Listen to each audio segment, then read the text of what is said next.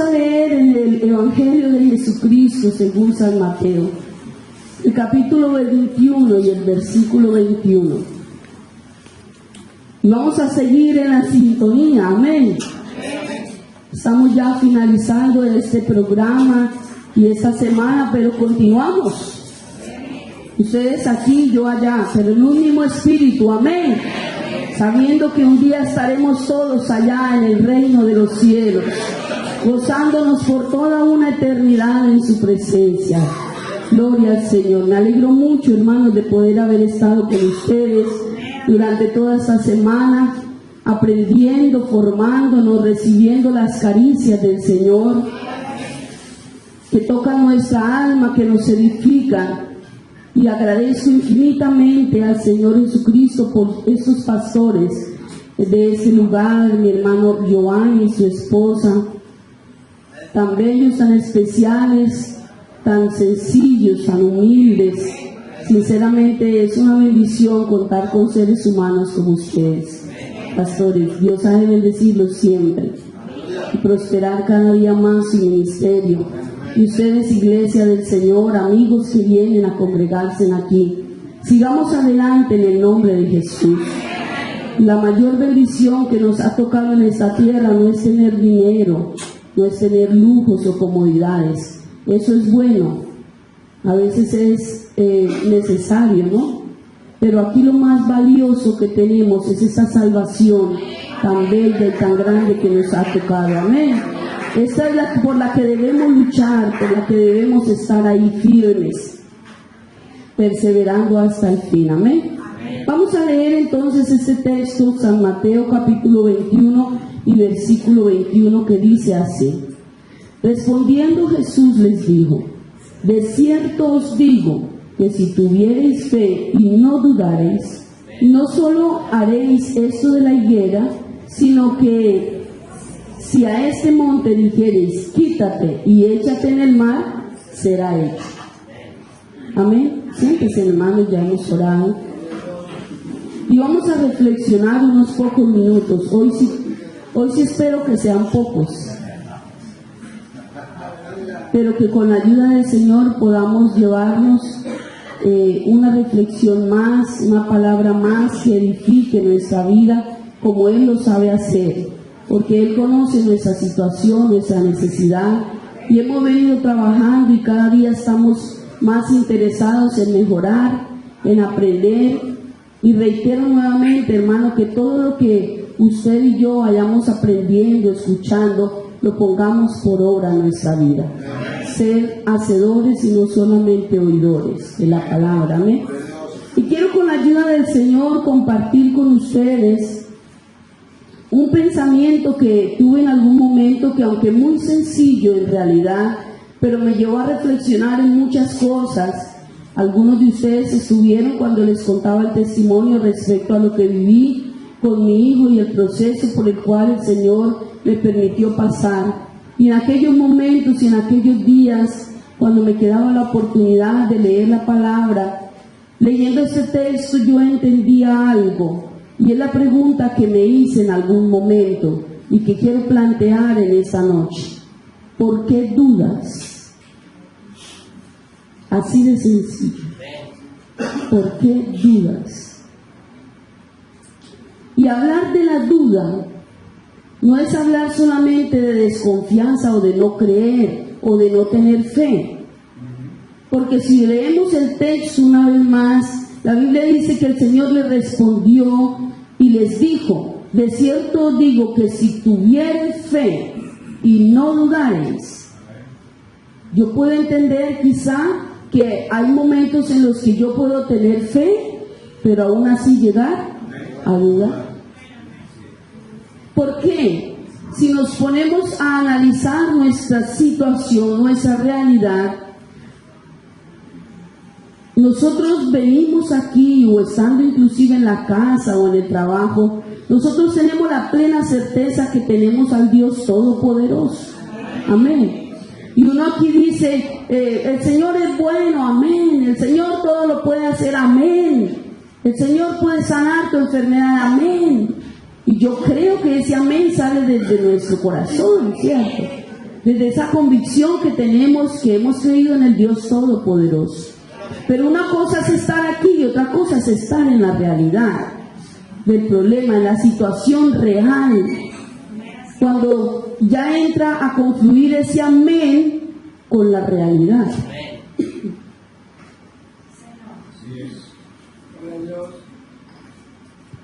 E investigaba un poco acerca de entonces qué es la duda.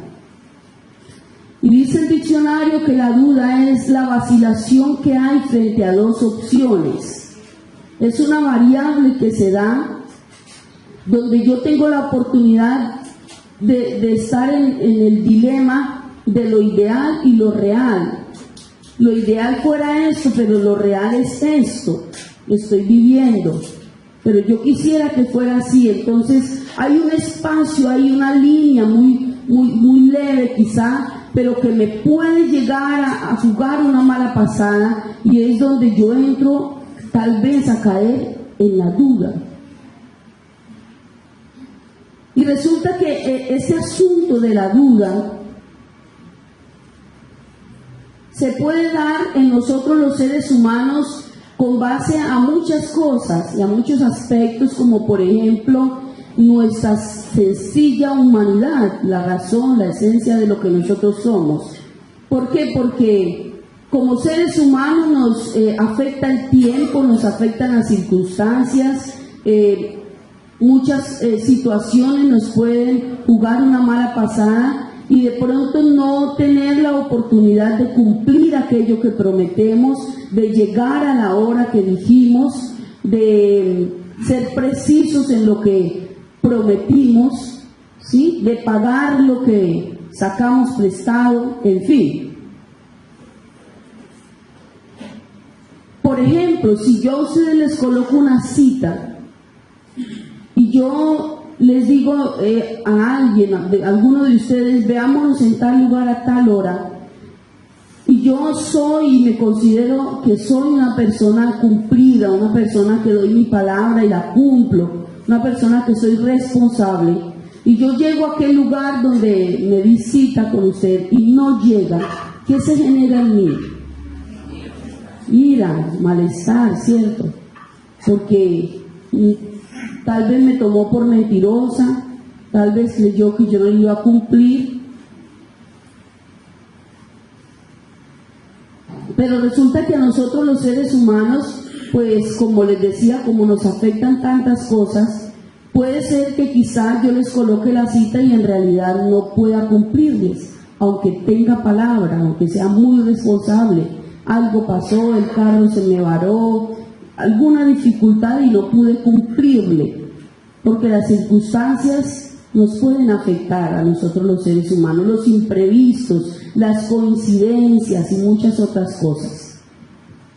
Pero si nosotros nos vamos, y es lo que quiero como llevarlos de alguna manera a dimensionar más allá de eso y entender que frente a nuestra vida espiritual, frente al reto que tenemos de mantenernos, de no dudar respecto a la salvación, respecto a las promesas de Dios, respecto a todo lo que vivimos en esa dimensión ya espiritual, que de alguna manera no se separa de la parte humana, de lo que día a día nos puede suceder, es entender que respecto a esto ya no estamos negociando, ni viviendo, ni dependiendo de otro ser humano, sino que estamos dependiendo del Dios de la gloria, al que no le afecta el tiempo, al que no le afectan las circunstancias, al que no lo coge nada de imprevisto, al que cumple lo que promete, al que es fiel aunque nosotros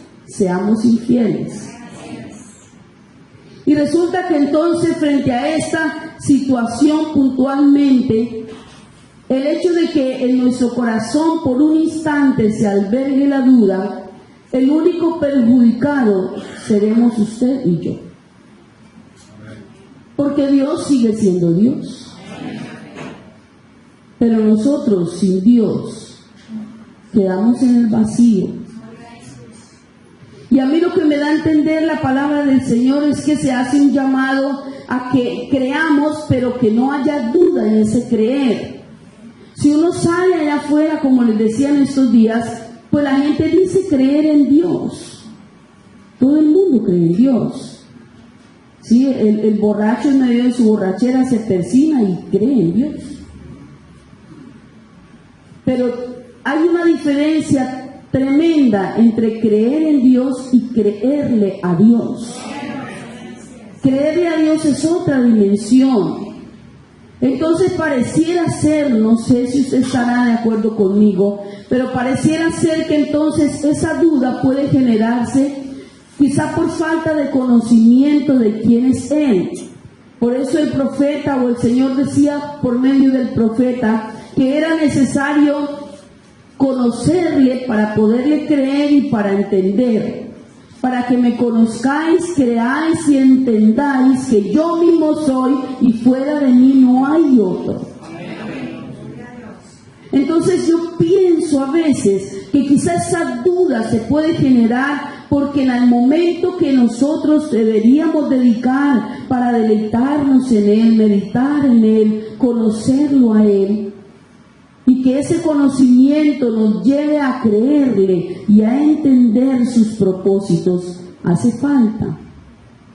Hace falta tal vez esa dinámica continua de un conocimiento acerca de Él, de un enamorarnos de Él, de una vida parecida quizá a la que vivía David allá en medio de las ovejas, que allá en lo oculto, tal vez en lo que casi nadie miraba y significaba mucho, pero él vivía una intimidad continua con su Dios, que lo hacía vivir esa esencia de lo que es Dios en la vida de uno. Porque es que si yo no conozco a la hermana y yo llego de pronto acá y yo necesito algo que ella debe hacer y que requiere cumplimiento, que requiere responsabilidad, pues yo puedo dudar porque pues no sé con quién estoy tratando, ¿cierto? Y quizá me entre la duda, ¿será que sí me confío de ella o no? Pero si con el tiempo y el trato y el conocerla, yo voy evaluándola y conociéndola y me doy cuenta que es una mujer responsable, que es una mujer seria, que dice, que cumple lo que dice, lo que promete, pues eso me genera a mí confianza, seguridad de que no hay problema, de que no hay pierde ahí, ¿cierto? Y eso tal vez así mismo se aplica en la parte espiritual. Si yo vivo un día a día con Dios de intimidad, de lectura de la palabra, de meditación en Él, de reflexionar en sus obras, en sus maravillas, en su esencia, en todo lo que Él es, en todo lo que Él hace, ese conocimiento que crece en mí, de que yo comienzo a experimentar con Él tantas cosas, eso debe llevarme al segundo paso, que es creerle. Amén. Para que así puedo llegar a entenderlo, a entender que aunque la adversidad llegue, Él sigue teniendo el control. Amén. Que aunque llegue el problema, que aunque llegue la enfermedad, que aunque llegue la escasez, Él sigue siendo nuestro Dios fiel, verdadero. Porque mire, hermanos, hubo un momento entre los discípulos. Dice la Biblia que Jesús estaba enseñando a la multitud y le dice a sus discípulos que vayan delante de Él, que suban a la barca y vayan al mar a pescar. Eran algunos pescadores, entre ellos iba Pedro. Pero dice que cuando el Señor ya despide la multitud, se va a orar un rato. Y a eso de la madrugada, porque dice que era la cuarta vigilia de la noche, se va hacia donde están sus discípulos. Pero resulta que en ese momento sus discípulos, estando ya en la barca, se ven asaltados por una fuerte tormenta, una fuerte tempestad. Y dice la Biblia que los vientos y las ondas azotaban la barca. Y entonces Jesús de repente aparece en escena, pero lo ven a la distancia. Ven a la distancia a alguien que viene caminando sobre el mar, en medio de la tempestad. Y dice la Biblia que los discípulos tuvieron mucho miedo. Y viendo a la distancia, ellos llegaron a pensar que era un fantasma. Y más miedo tuvieron, porque claro, era algo sobrenatural. Bien asustados que ya estaban por la tormenta, y aparece allí alguien andando sobre el mar. Pues ellos estaban muertos del susto, claro. Pero en medio de eso, Dios, que todo lo conoce, les dice: tranquilos, no tengan miedo, yo soy. No temáis, te den ánimo, yo soy. Y Pedro era bien osado. Se dice desde la psicología que Pedro era más o menos temperamento sanguíneo, colérico. Ya ahorita que estoy hablando aquí con psicólogos. Y era bien atrevido. Él era bien atrevido en el sentido de atreverse. Si ustedes recuerdan, cuando se fueron a llevar a Jesús, él sacó la espada y le quitó la oreja al soldado, ¿cierto? Y cuando el Señor avisa acerca de su muerte y de todo lo que le iba a pasar, él juró acompañarlo, y él decía, y era bien sanguíneo el hombre. Y en ese momento no es la excepción. Él es el primero que se atreve y le dice: Señor, si tú eres, manda que yo vaya andando sobre el mar. ¿Ah? Y el Señor le dijo: ven. ¿Y sabe qué pasó? Pedro puso los pies sobre el agua y comenzó a andar sobre el mar.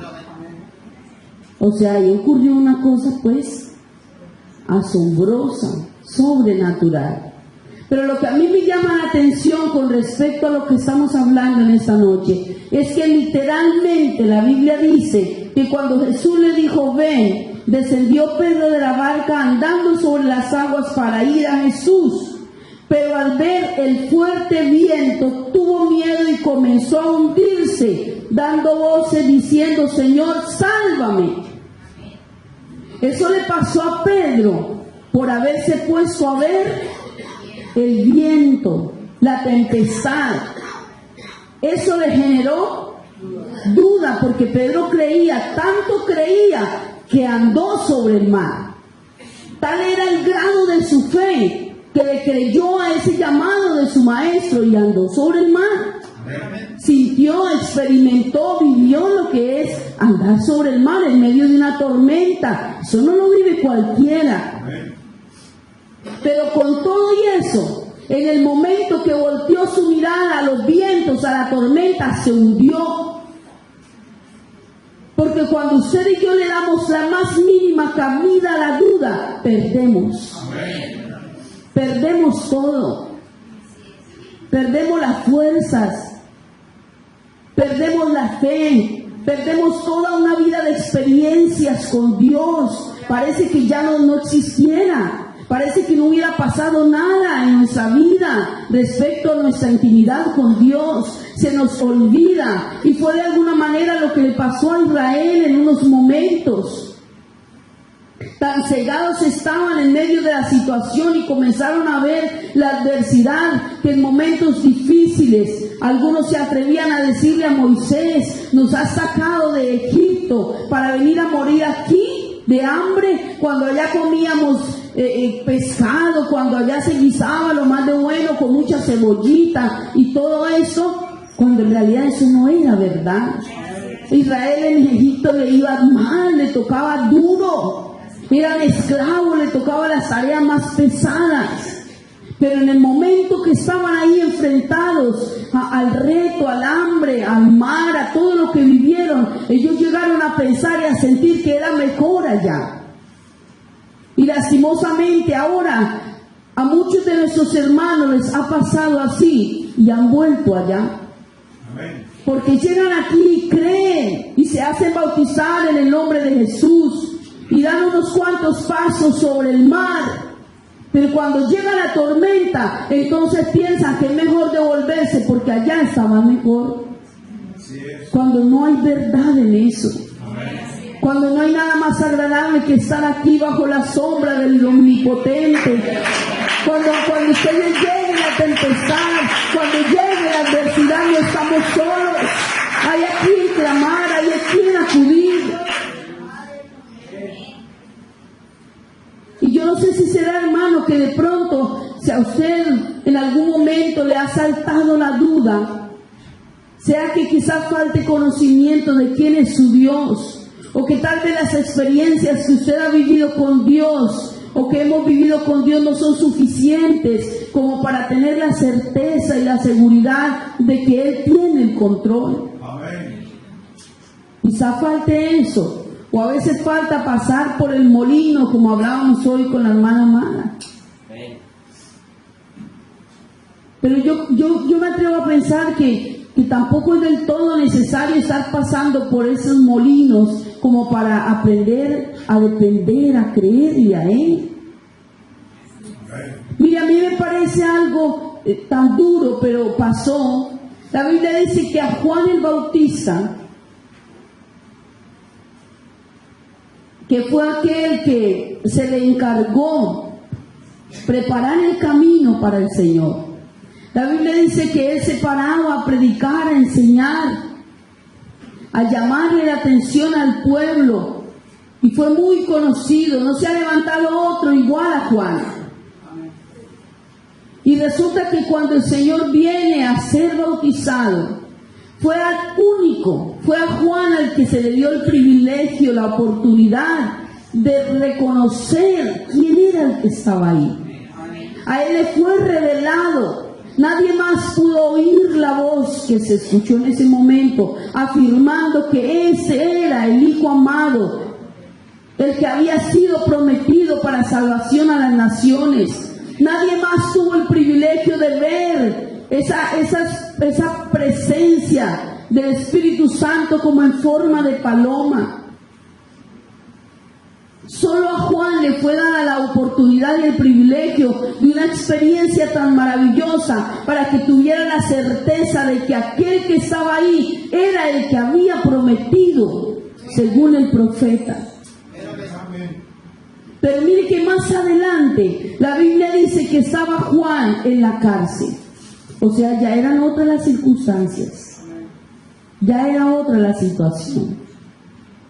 Y dice la Biblia que cuando Juan estaba en la cárcel, entonces llega un momento en que la duda le asalta, porque si usted lee la palabra, dice entonces que Juan llama a sus discípulos, estando Juan en la cárcel, le dice a sus discípulos: vayan y pregúntenle a Jesús, ¿eres tú aquel que había de venir o esperamos a otro?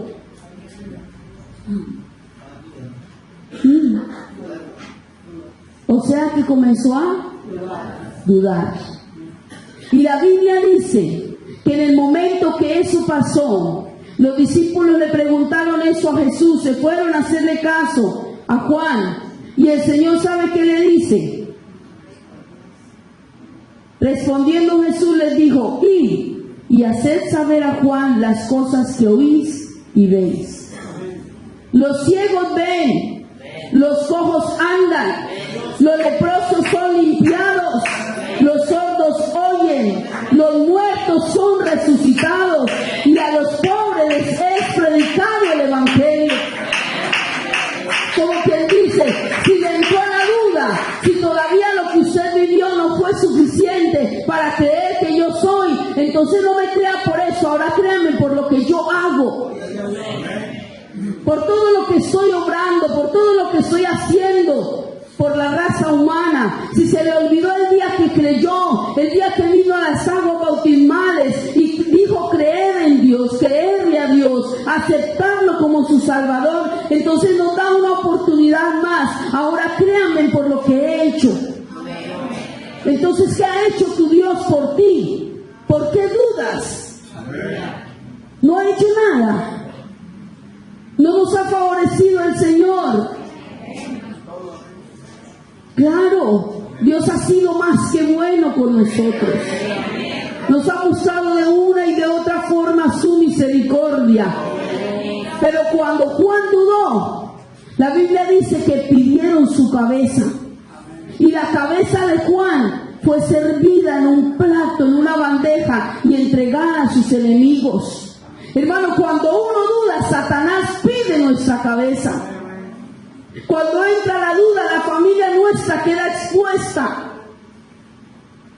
Cuando llega la duda, en medio de la mucha fe que profesamos, hermanos, se le da lugar al diablo para que pida la cabeza nuestra y la de nuestra familia. Porque a Dios le molesta la incredulidad. Porque Él no es hombre para que se arrepienta, para que mienta, ni hijo de hombre para que se arrepienta. Porque Él lo que dice lo cumple. Porque en Él no hay mentira, porque en Él no hay engaño. Entonces cuando nosotros dudamos, hermano, ponemos en juego todo. Cuando dejamos una cabida a la duda, estarán nuestros hijos en riesgo. Es que transmitir esto de la confianza, de la seguridad en Dios, del que yo le creo al Dios que todo lo puede hacer, eso no es de labios solamente, eso es de hechos, eso es de obras. La fe sin obras es muerta. Y hay unos hijos que están creciendo ahí al lado nuestro, en medio nuestro, en esa familia, que se están dando cuenta qué es lo que tanto profesamos, qué es lo que tanto decimos.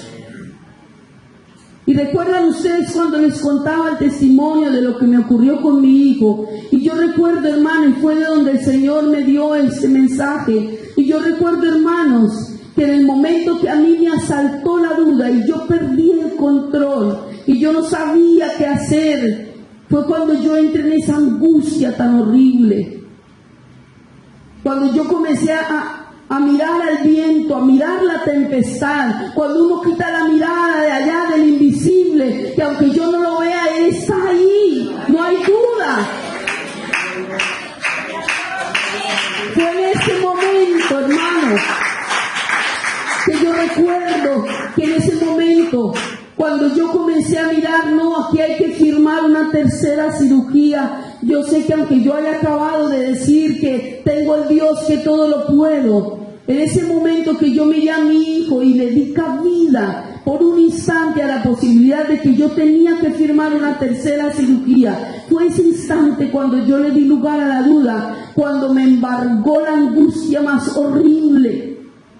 El desespero más horrible fue cuando yo perdí el control y comencé a llamar a todos, mis familiares, mi esposo.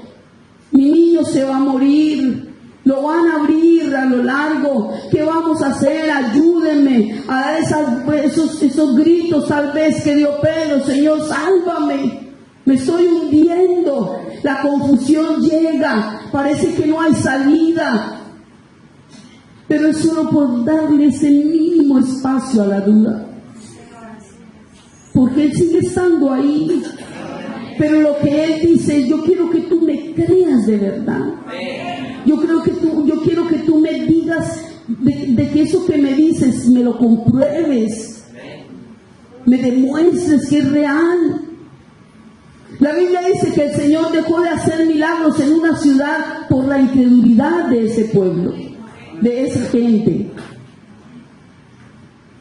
Y a Marta le llamó la atención, enojado: Marta, ¿no te he dicho que si creyeres verás la gloria de Dios?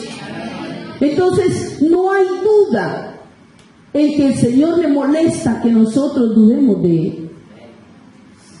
Pero cuando uno le cree al Señor, cuando uno en medio de la adversidad, en medio de la tormenta, sigue confiando en el Señor, hermano, hay una paz, hay un regocijo en el alma, hay una tranquilidad, hay una seguridad. Que como les contaba, en el momento que mi hijo me llama la atención y me dice: mami, oremos, y yo logro como reaccionar y dejar de mirar el problema y volver a centrar mi mirada en Él, hermano, uno siente un descanso, un alivio, una fortaleza, que no importa que el problema sea muy grande, uno alcanza a dimensionar lo grande del Dios que tenemos, y ese problema se vuelve pequeñito. Y eso fue lo que tal vez, y eso fue lo que llevó a David a dimensionar que ese gigante, que ellos lo veían como ese gigante y estaban muertos del susto, David no tenía duda alguna. Y siendo el más pequeño, medio de Israel, y siendo el más joven, y no siendo entrenado para la guerra, porque es que no es por nuestras fuerzas, hermano, es solamente ese poquito de fe. Basta que sea como un grano de mostaza, pero que vaya sin duda, para que le digamos a ese monte, pásate a la mar, y se pasará. Yo no sé cuál será su problema, y me quiero ir de este lugar con la confianza y la seguridad de que todo lo que hemos aprendido, de que todo lo que tú has recibido, no lo vas a poner en duda. De que sencillamente tú vas a comenzar a hacer y Dios aprobará todas las cosas que tú comiences a hacer, creyéndole a Él, entendiendo su propósito.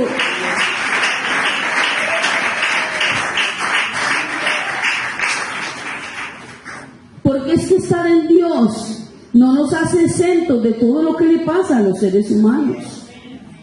Claro, seguimos aquí y nos asalta la enfermedad, la dificultad, ¿cierto? La escasez. Hoy tenemos y puede que mañana algo pase y no tengamos. Pero eso solamente se refiere a lo material. Pero hoy, mañana y siempre tendremos al Dios Todopoderoso. En eso no hay duda. De eso no debe haber duda. Y eso será lo único que nos va a sostener. En medio de la abundancia o la escasez, eso será lo único que nos va a sostener. Y no quedará nuestra cabeza en bandeja de plata para el enemigo. No quedarán nuestros hijos expuestos a tanta maldad que hay allá afuera. No quedará nuestra familia sin la protección del Altísimo, hundiéndose en la maldad y en toda tanta perversión que hay hoy en día. El hecho de mantenernos con la mirada puesta en el invisible será lo que nos da la oportunidad de perseverar hasta el fin. Porque aquel que cree pero persevera hasta el fin será salvo. No basta solo con creer, hay que perseverar. Y para perseverar no debe haber duda. Porque ese solo momento de duda te puede hacer llegar atrás. Te puede hacer llegar al mundo y nuestro estado será peor.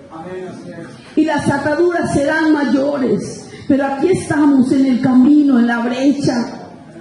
Viene dificultad, pero la vencemos en el nombre de Jesús. Mayores cosas que las que Él hizo haremos nosotros. Él irá y ha estado con nosotros. Y a mí me llama la atención cuando uno mira a Israel. Y si tú te das cuenta, hermano y hermana, que has leído la palabra, cuando Faraón no quería dejar ir al pueblo, le propuso a Moisés a lo último, cuando ya vio que le tocaba, le dijo a Moisés, listo, vale, lo voy a dejar ir, pero tus hijos y tus mujeres se quedarán con nosotros. Y hubo un hombre junto con su hermano que sabían que aunque el desierto era difícil, que aunque llegaría el hambre, que aunque llegaría la situación difícil, él le dice con toda vehemencia, no Señor, nuestros hijos y nuestras mujeres irán delante de nosotros y ofreceremos sacrificio a Jehová en el desierto. Porque cuando hay un padre y una madre que no le dan lugar a la duda, que saben que no es dejar el niño en la casa viendo televisión para usted estar tranquilo, que saben que usted tiene el deber y la necesidad de traer a su hijo a escuela dominical, que saben que hay un día a día en el cual yo debo transmitir ese conocimiento del Dios que yo tengo. Hermano, eso marca la diferencia. Hay unos hijos que aprenden a depender del Dios Todopoderoso. Hay unos hijos que aprenden a experimentar el amor de Dios, la gracia de Dios, a dimensionar su misericordia, su poder, su fidelidad. No es tanto obligarnos aquí, como les decía en estos días, que vengan aquí de la oreja y que se aprendan un versículo y que canten un coro. No, hermano, no es solo eso, aunque es necesario, es transmitir en ese momento a momento, en ese día a día, en ese ejemplo, en esa forma de tratarnos como pareja, en esa forma de agradecer. Esa guapanelita, con ese pancito. Gracias, Señor, porque esta es tu fidelidad, esta es tu misericordia demostrada para nosotros. Claro, todo eso transmite esa esperanza en ese hijo, esa confianza. Y un día cuando él ya esté enfrentando su realidad, tendrá definido, tendrá claro aquí en el alma que no nos podemos ir allá, que no hay nada más agradable que estar en su presencia. Que no tenemos por qué ir a dejarle nuestras puertas allá al enemigo, regalarle nuestra juventud, no, que vale la pena seguir adorando a ese Dios verdadero.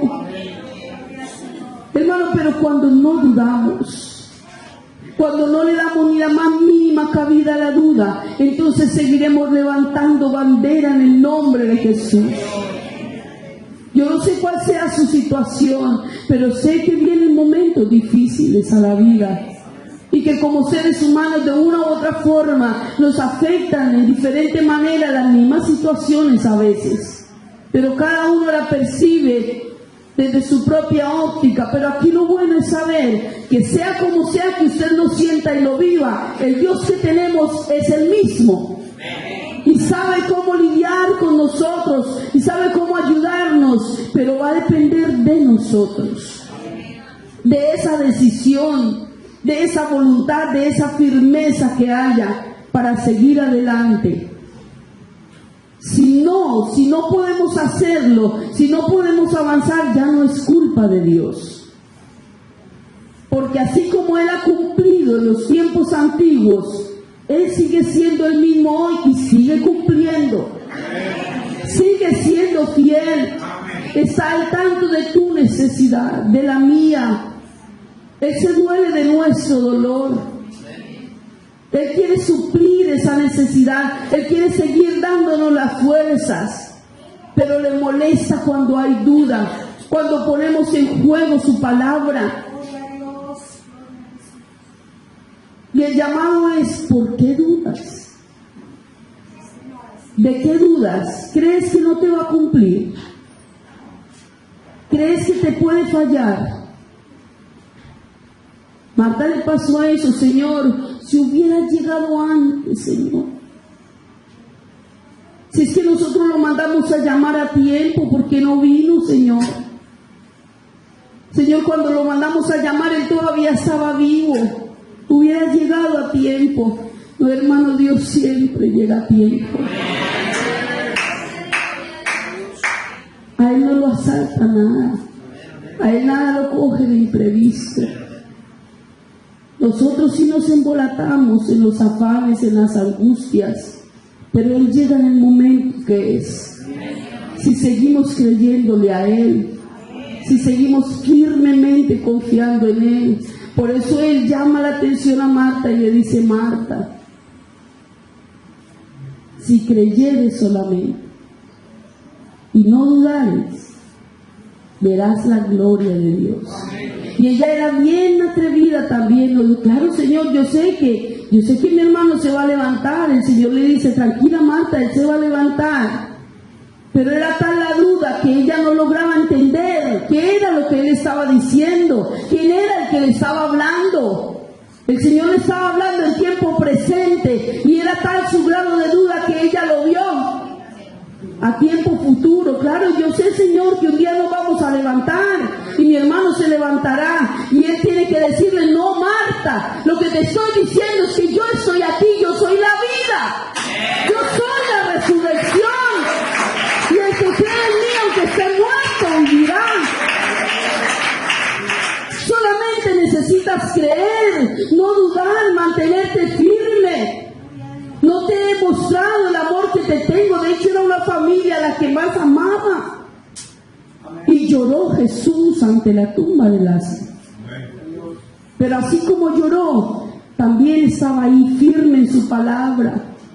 Y solo bastó que dijera: quiten la piedra. Y llamó a Lázaro, y Lázaro salió. Porque ese es el Dios que usted y yo tenemos. El Dios de lo imposible, el Dios que abre camino donde no lo hay, el Dios que en medio de la angustia más más terrible, cuando Israel estaba frente al mar y voltearon a ver y había todo un ejército montado a caballo y ellos con sus hijos, con sus mujeres, a pie sin saber qué hacer. Entonces hubo un líder que sabía en quién había creído y le dice: Señor, ten misericordia, y escucha la voz de su Dios, que le dice: toca el mar, y el mar se abrió. Porque Él abre camino donde no lo hay. Hermano, puede que su problema sea muy grande aparentemente, pero no temas, no dudes, Dios está contigo. Sencillamente créele, creámosle a Él, entendamos sus propósitos.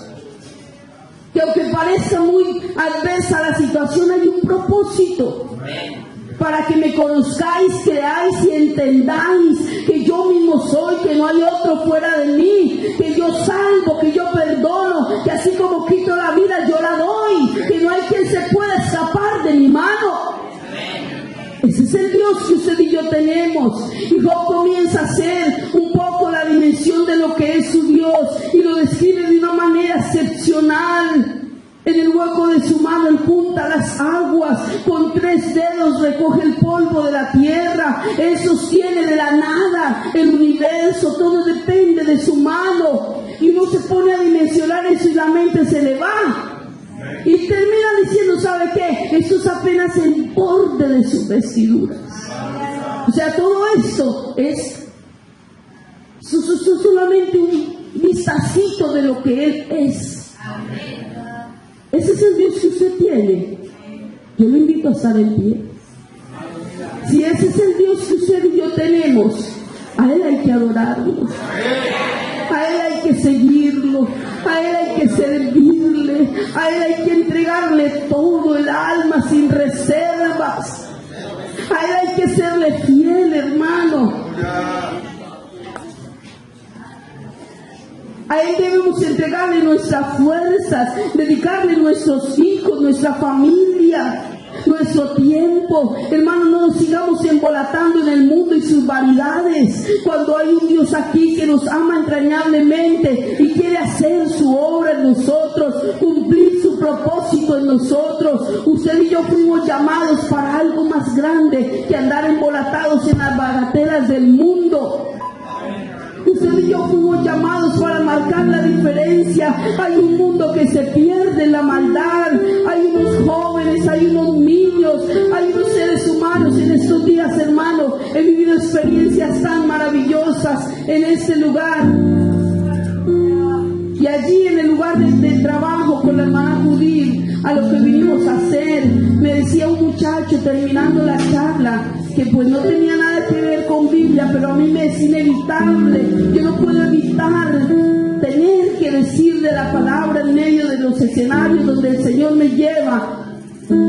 Y terminando una de las jornadas de esa semana, un ingeniero civil, muy bien, muy reconocido, me llama y me decía: doctora, ¿usted puede regalar un espacio para hablar con usted? Y en el momento que tuvimos para hablar, me decía: mire, ¿sabe qué?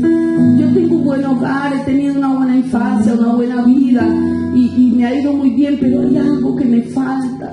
Yo no me siento, yo no me hallo. Yo no sé si usted me puede orientar algo. Y yo tuve que decirle: vean, había abierto mi agenda para atenderlo, pero tengo que cerrarla y abrir esto. Porque yo siento que usted no necesita terapia psicológica, usted necesita la ayuda de Dios. Yo sentí eso y eso no es ético profesionalmente, pero yo no puedo hacer otra cosa ante lo que Dios quiere que se haga. Y es donde uno dice: aquí no importa, hermano, usted puede estudiar, estudie, claro, joven, estudie, capacítese, pero déjese usar por Dios.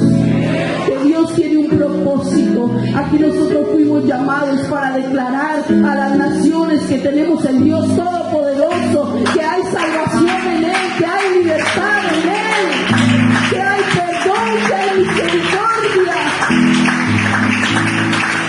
Pero a veces estudiamos para envanecernos, para mezclarnos entre ellos y volvernos como ellos. No, que se conviertan ellos a nosotros, pero no nosotros a ellos. Eso solo seguirá pasando cuando en usted y en mí no haya duda de que aquí estamos con un propósito, de que aquí no estamos para parecernos a nadie, aquí nosotros nos parecemos a nuestro Dios. Él nos hizo a su semejanza, a su imagen, y esa imagen la debemos conservar donde vayamos, que Él nos sacará en alto.